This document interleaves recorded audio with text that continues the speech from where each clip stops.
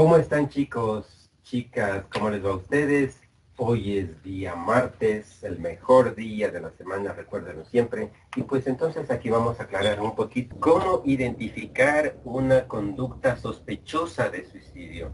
¿Cómo darnos cuenta?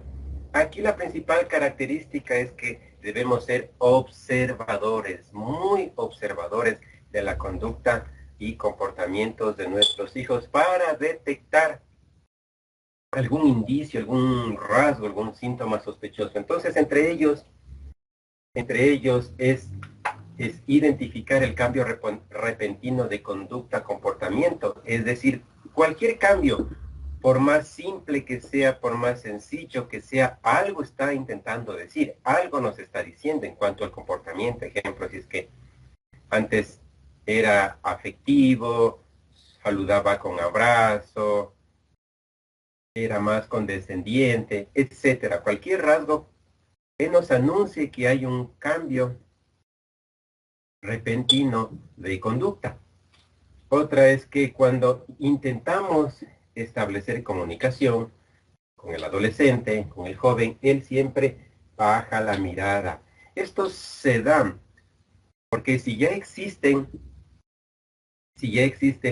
una ideación suicida en el adolescente, en el joven, entonces él siente interiormente un sentimiento de culpa, entonces tienden a bajar la mirada, es decir, no existe un contacto visual, ejemplo, con el interlocutor, con quien está hablando. Falta de comunicación, es decir, no se desarrolla completamente una comunicación estable entre el adolescente, el joven, y ejemplo, el papá, la mamá, el hermano, etcétera. Entonces, sus respuestas son frías, son sí, no.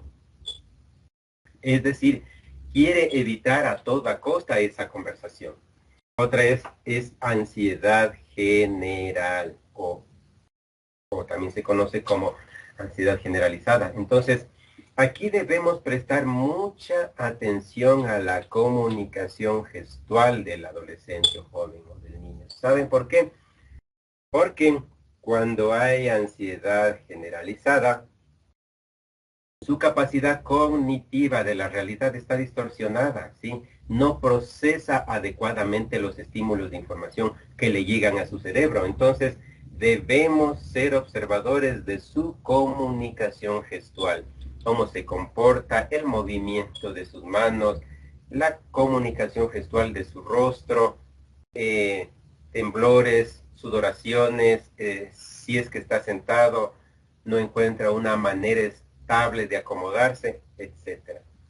Depresión. Cuando ya hay depresión, ya podemos afirmar que esa idea, que ese pensamiento ya está en el adolescente. Entonces, obviamente, como habíamos explicado anteriormente, cuáles son las causas principales para que aparezcan estas ideaciones suicidas. Esto viene de algunos factores del hogar.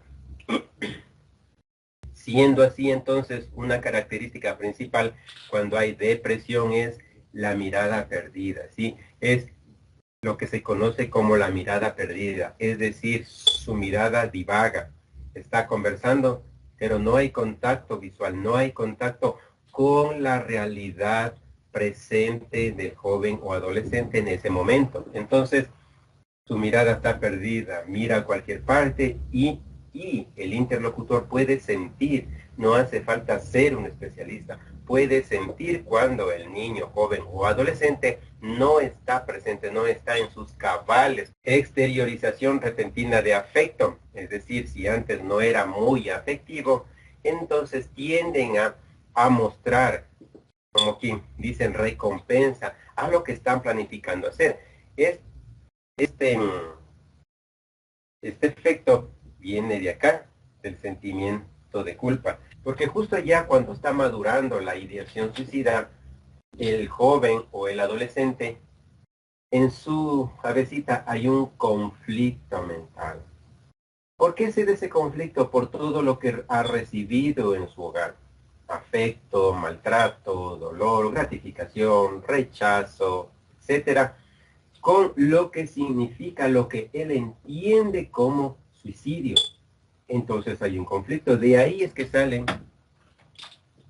estas exteriorizaciones repentinas de afecto, cambios de humor, es decir, un momento está eufórico, otro momento está en desazón, no sabe qué hacer, sus pensamientos le crean confusión mental. Ya obviamente ya llegado a este punto ya existe una completa distorsión cognitiva del adolescente, del joven. Obviamente porque ya esas ideas de suicidio, esos pensamientos negativos con tendencias suicidas ya está madurando. Y otro punto importante que también nos da un indicio o nos podemos dar cuenta de es que empieza a regalar sus pertenencias más íntimas, aquello que más valora. Puede ser un objeto, incluso cuando el niño o adolescente o joven tiene o posee, ejemplo, una mascota. Entonces, ¿qué hace? La encarga a esa mascota a su mejor amigo, a su mejor amiga. Por eso aquí lo importante de generar en el niño adolescente la confianza adecuada. Obviamente eso viene cuando existe un hogar funcional. Se despiden como si fuera el último día, es decir, cosa que no es característica del joven o adolescente, ¿no? Entonces, cuando hay la oportunidad de una visita y ya es la hora de despedirse, lo hace como que nunca se volvieran a ver. ¿Cómo podemos detectar eso? Mediante la observación.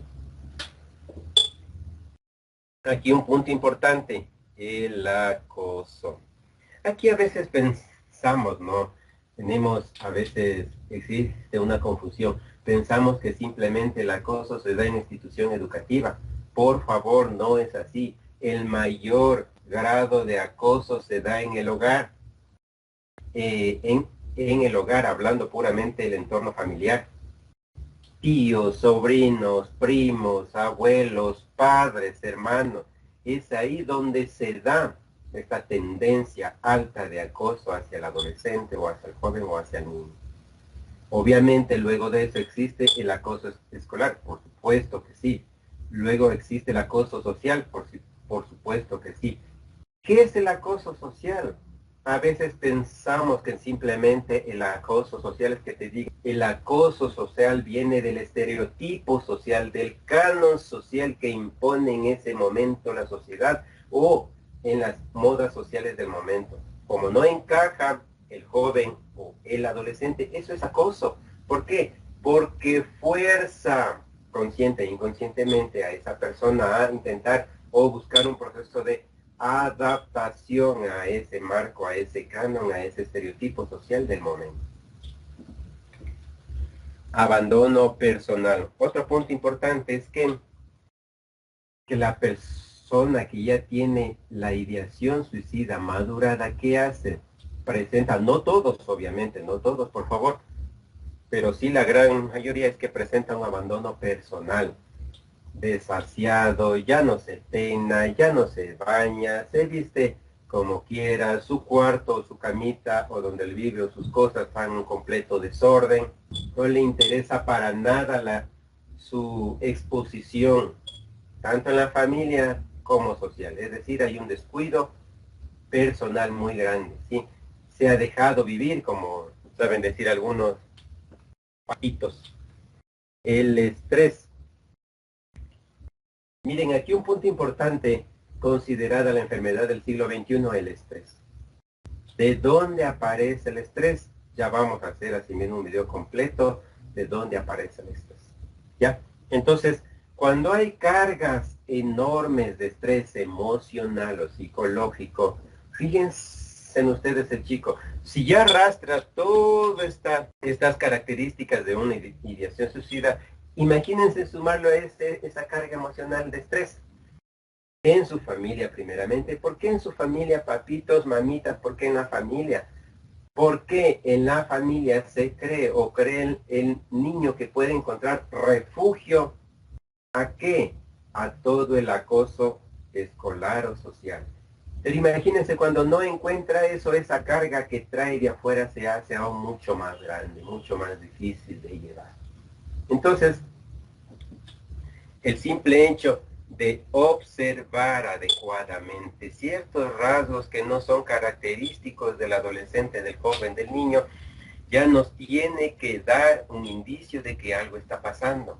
Aquí la importancia de la observación, papitos y mamitas. Entonces, pero antes de eso, ¿qué recomiendo yo? No delegues tu responsabilidad al celular, al computador, al televisor, al abuelito, al tío. Ah, es que yo trabajo, es que yo no puedo. No, señores. Si tú trajiste hijos aquí, es porque se sobreentiende que tienes la responsabilidad de cuidar, educar y satisfacer todas las necesidades integrales del pequeño. Si no es así, si no puedes, no lo hagas hasta que no estén preparados. Es así de simple, es así de simple. Entonces, ante todo, la observación. Por favor, observar cualquier cambio, aunque parezca pequeño en los chicos. Eso, miren, la detección y prevención precoz de ciertas conductas nos pueden ayudar a qué? A detectar que algo está pasando con el pequeño. Si algo sospechas, no armes alboroto, ve a la escuelita, hablan con sus maestras sin que el niño se dé cuenta, habla con ellas, saca información, y si sabes que él tiene mejores amigos, mejores compañeritos, habla también con ellos en completa privacidad y prometiéndoles a los niños que no le comenten nada al adolescente o al joven. No hay que presionarlo, no. En ese momento lo único que él quiere es ser escuchado. ¿Sí? Muchísimas gracias. Ya continuamos con el otro sobre la prevención, porque me han preguntado cómo podemos prevenir. Muchísimas gracias por sus preguntas. Gracias por apoyarnos. Gracias porque estamos creciendo. Muchísimas gracias.